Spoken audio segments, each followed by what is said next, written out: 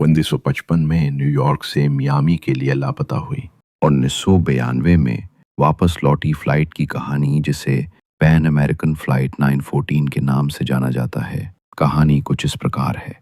1955 में गायब हुई। 2 जुलाई 1955 को पैन अमेरिकन फ्लाइट 914 न्यूयॉर्क से मियामी के लिए 57 यात्रियों और चालक दल के साथ उड़ान भरती है। ये फ्लाइट अपने निर्धारित समय पर उड़ान भरती है, लेकिन बीच रास्ते में रडार से गायब हो जाती है। घंटों की तलाश के बाद भी उसका कोई सुराग नहीं मिलता और उसे एक दुर्घटना मान लिया जाता है। 1992 में वापसी।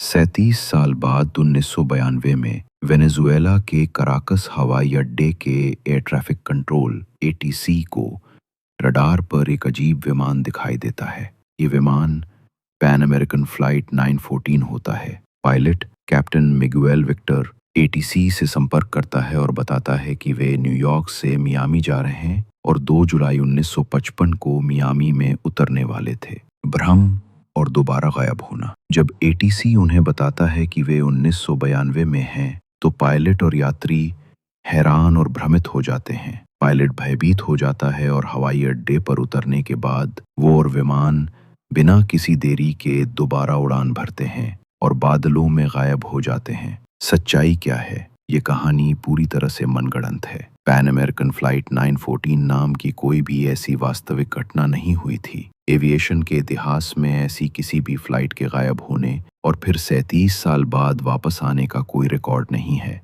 ये कहानी वीकली वर्ल्ड न्यूज़ जैसे टैबलॉइड में 1980 के दशक में प्रकाशित हुई थी और बाद में इसमें कुछ बदलाव करके 1990 के दशक में फिर से प्रकाशित किया गया, जिसमें लैंडिंग की तारीख 1992 बताई गई। यह अखबार अपनी अजीब और काल्पनिक कहानियों के लिए जाना जाता था।